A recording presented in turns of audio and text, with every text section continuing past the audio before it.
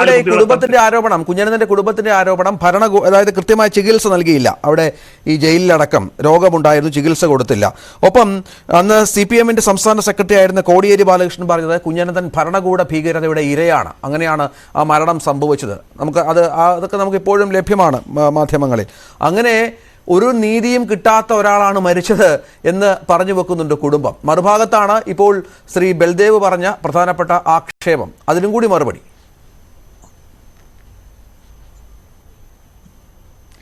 രഞ്ജിത്ത്, തീർച്ചയായിട്ടും കുഞ്ഞനന്തന്റെ കുടുംബം അങ്ങനെ പറഞ്ഞിട്ടുണ്ടെങ്കിൽ അത് ഗൗരവമുള്ളതാണ്. കാരണം കുഞ്ഞനന്തൻ മരിക്കുന്നത് ഇടതുപക്ഷം ഭരിക്കുന്ന സമയത്താണ്. അദ്ദേഹത്തിന് അസുഖം വരുന്നത് ഇടതുപക്ഷം ഭരിക്കുന്ന സമയത്താണ്. അദ്ദേഹത്തിന് മതിയായ ചികിത്സ ലഭിച്ചില്ല എന്ന് പറയുമ്പോൾ ആ ആരോപണവും ഷാജിയുടെ ആരോപണവും ഇതും തമ്മിൽ നമുക്ക് കൂട്ടിവായിക്കാൻ പറ്റൂലേ?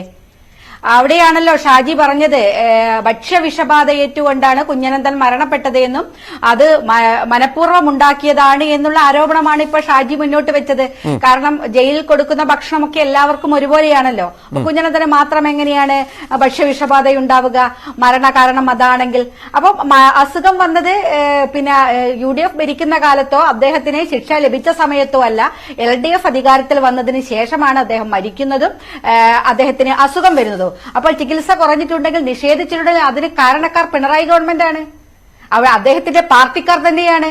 അപ്പോൾ ആ അന്വേഷണത്തിനും അവരുടെ കുടുംബം ഉന്നയിച്ച കാര്യങ്ങൾക്കും ഷാജി പറഞ്ഞ ആരോപണങ്ങളും തമ്മിൽ പൊരുത്തപ്പെടുകയല്ലേ? അങ്ങനെയല്ല എനിക്കത് കേട്ടിട്ട് അങ്ങനെയാണ് തോന്നുന്നത്. ഏതായാലും അതാണ് ഞാൻ പറഞ്ഞത്, ഇത് രണ്ടും വെച്ചിട്ട് വിശദമായ അന്വേഷണം നടത്തുകയാണ് വേണ്ടത്. അങ്ങനെ അദ്ദേഹത്തിന് ചികിത്സ നിഷേധിച്ചിട്ടുണ്ടോ, അദ്ദേഹത്തിന് അസുഖം വന്നപ്പോൾ വേണ്ട രൂപത്തിൽ പരിഗണിക്കപ്പെട്ടിട്ടില്ലേ എന്നുള്ള കാര്യത്തിനെ സംബന്ധിച്ച്. പിന്നെ ഭരണകൂട ഭീകരത, അതിവർ സ്ഥിരമാണ്.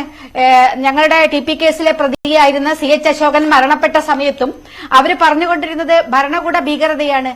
ഇപ്പോഴും ഭരണകൂട ഭീകരതയുടെ രക്തസാക്ഷിയാണ്. എന്താണ് ഈ ഭരണകൂട ഭീകരത? അവരെന്താ സ്വാതന്ത്ര്യ സമരത്തിൽ പങ്കെടുത്തതായിരുന്നോ? സ്വാതന്ത്ര്യ സമരത്തിൽ പങ്കെടുത്ത് ജയിൽ വാസം അനുഭവിച്ച ആളുകൾക്കാണോ ഭരണകൂട ഭീകരത നേരിട്ടത്? കൊലപാതകത്തിൽ പങ്കെടുത്ത് കൊലപാതകത്തിന് നേതൃത്വം കൊടുത്ത് ഒരു മനുഷ്യനെ പച്ചയായി വെട്ടിയെരിഞ്ഞ മനുഷ്യരാണിത്. ഇവർക്കാണ് ഭരണകൂട ഭീകരതയെ സംബന്ധിച്ച് പറയുന്നത്. എങ്ങനെ പറയാൻ സാധിക്കുന്നു? ആ പാർട്ടിയിലെ ആളുകൾക്ക് കുടുംബത്തിന് ആരോപിക്കാം, പക്ഷെ പാർട്ടിക്കാർ എങ്ങനെയാണ്? അപ്പോൾ ഇത് CPM-ന്റെ സ്ഥിരം അടവാണ്. ഇവിടെ എല്ലാ വർഷവും രക്തസാക്ഷിയെ പോലെ ദിനാചരണം നടത്തുകയാണ്. CH അശോകന്റെ ഉൾപ്പെടെയുള്ള ആൾ. CH അശോകനും ഇതിനകത്ത് പ്രതിയായിരുന്നു, നേരത്തെ പ്രതിപട്ടികയിൽ ഉണ്ടായിരുന്ന ആളാണ്. അത് തന്നെയാണ് കുഞ്ഞനന്തനെയും ഭരണകൂട ഭീകരതയുടെ രക്തസാക്ഷി പരിവേഷം കൊടുത്തുകൊണ്ട് അവരിപ്പോ നടത്തുകയാണ്. ഇതൊക്കെ CPM എക്കാലത്തും എടുത്തുകൊണ്ടിരിക്കുന്ന ചില വേലകളാണ് രഞ്ജിത്ത്, അതിലപ്പുറത്തേക്കൊന്നുമില്ല. കാരണം അവരാണ് ഇതിനകത്ത് പൂർണ്ണമായിട്ടും ഒരു കൊലപാതകത്തിന് വേണ്ടി എല്ലാത്തരം കാര്യങ്ങളും ആസൂത്രണം ചെയ്ത ആളുകൾ. അത് പാർട്ടിയുടെ നേതൃത്വം, ഞാനിപ്പോഴും പറയുന്നു, പാർട്ടിയുടെ ഏറ്റവും പ്രമുഖനായ ആൾ ഉൾപ്പെടെ കേരളത്തിലെ അന്നത്തെ പാർട്ടി സെക്രട്ടറി ആയിരുന്ന ഇന്നത്തെ മുഖ്യമന്ത്രി പിണറായി വിജയൻ ഉൾപ്പെടെ വലിയ സന്തോഷത്തിലായിരുന്നു ഈ കൊലപാതകം നടന്നതിന് ശേഷം എന്ന് നമുക്കറിയാം. അതുകൊണ്ടാണല്ലോ കൊലപാതകം നടന്ന് മണിക്കൂറുകൾക്കുള്ളിൽ പിന്നെ അദ്ദേഹത്തിനോട് പ്രതികരണം ആരാഞ്ഞപ്പോൾ ഓരോരുത്തരും അവരുടെ മാനസികാവസ്ഥയ്ക്ക് അനുസരിച്ചിരിക്കുമെന്നാണ് അദ്ദേഹം പറഞ്ഞത്. അതുപോലത്തെ കുലംകുത്തി തന്നെയാണെന്ന് വിശേഷിപ്പിക്കാൻ ഒരു പ്രയാസം അദ്ദേഹത്തിനുണ്ടായിരുന്നു, ഒരു മനസാക്ഷി കുത്തുമില്ലായിരുന്നു എന്നുള്ളത് നമ്മൾ കാണണം. എങ്ങനെയാണത് സാധിക്കുക? ഏതൊരു മനുഷ്യനായാലും എത്ര ശത്രുവായാലും അയാൾ മരണപ്പെട്ട് കഴിഞ്ഞാൽ ഒരാൾക്കും അയാളെ പറ്റി മോശം പറയാറില്ല, എത്ര ശത്രുവായാലും. അത് നമ്മൾ കണ്ടുവരുന്നതാണ്. പക്ഷേ അതുപോലും സാധിക്കാതെ ഇങ്ങനെ വിശേഷിപ്പിക്കുന്ന ഒരു സാഹചര്യം ഉണ്ടായിട്ടുണ്ടെങ്കിൽ അവരെത്രമാത്രം ഈ പ്ലാൻ ആസൂത്രണം ചെയ്തിട്ടുണ്ടാകുമെന്നും ഇതിന് നേതൃത്വം കൊടുത്തിട്ടുണ്ടായിരുന്നുള്ളതും നമുക്ക് ഊഹിക്കാൻ പറ്റാവുന്നതാണ്. പിന്നെ ആ കൊലപാതകമൊക്കെ നമുക്ക് ഓർമ്മയില്ലേ, അന്ന് മത തീവ്രവാദികളിലെ അത് കൊണ്ടുവരാനാണ് ആദ്യത്തെ ശ്രമമുണ്ടായത്. അതുകൊണ്ടാണല്ലോ മറ്റാരും പറയുന്നതിന് മുന്നേ കേരളത്തിന് അന്നത്തെ പാർട്ടി സെക്രട്ടറി, CPM-ന്റെ അന്നത്തെ പാർട്ടി സെക്രട്ടറി പറഞ്ഞത് ഇത് മത തീവ്രവാദികളാണ് ഇതിന്റെ പിന്നിലെന്ന്. എങ്ങനെയാണ് അദ്ദേഹത്തിന് വിവരം കിട്ടിയത്? അതിന്റെ ഭാഗമായിട്ട് പിന്നീട് നമ്മൾ വണ്ടി കണ്ടെത്തപ്പോൾ കാണുന്നത് എന്താ? മാഷാ അള്ളാ സ്റ്റിക്കർ. ഇത്തരം അന്വേഷണങ്ങളിലേക്കൊന്നും പോയിട്ടില്ല രഞ്ജിത്ത്. ഇതൊക്കെയാണ് പറയുന്നത്. ഇതിനകത്ത് ഒരുപാട് ദുരൂഹതകളുണ്ട്. നേരത്തെ CPM-ന്റെ എനിക്കറിയില്ല, നേരത്തെ ചർച്ചയിൽ പങ്കെടുത്ത, ഞാൻ പേര് കേട്ടില്ല, അദ്ദേഹം പറഞ്ഞത് പിന്നെ ഈ കേസ് തുടരന്വേഷണത്തിന് സാധ്യതയിൽ അഡ്വക്കേറ്റ് ബൽദേവ് തീർച്ചയായിട്ടും അദ്ദേഹം അഡ്വക്കേറ്റാണ്, അറിയാലോ അദ്ദേഹത്തിന് അതിനെ സംബന്ധിച്ചുള്ള കാര്യങ്ങൾ. ഈ ഒരു പുനരന്വേഷണത്തിന് നമ്മൾ ആവശ്യപ്പെട്ടില്ല. പുനരന്വേഷണമല്ല പറഞ്ഞത്.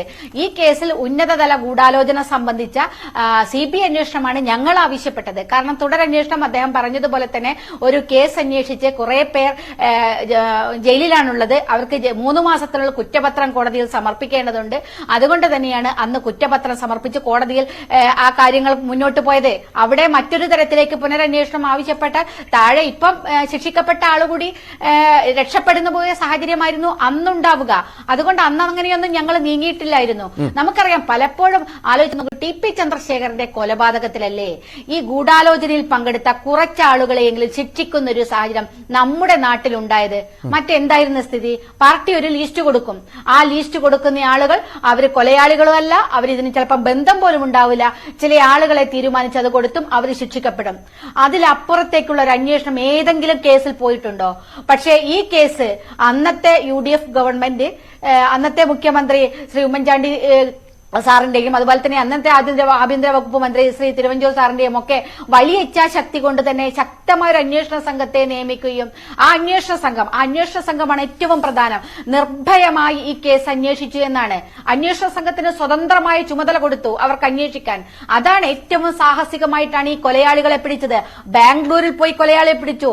CPMന്റെ പാർട്ടി ഗ്രാമമായ മുടക്കുഴിമല. അവിടെ ഒരു ഇപ്പൊ ഇതിനകത്ത് ഉന്നതതല ബന്ധം നമ്മൾ പറയുമ്പോഴുള്ള കാര്യം, മറ്റൊരു വസ്തുത അതാണ് രഞ്ജിത്ത്. കാരണം പാർട്ടിയുടെ ഒരു ഗ്രാമം, ആ ഗ്രാമത്തിൽ ഒരു ഈച്ച പ്രവേശിക്കണമെങ്കിൽ അവിടുത്തെ പാർട്ടിക്കാർ അറിയും.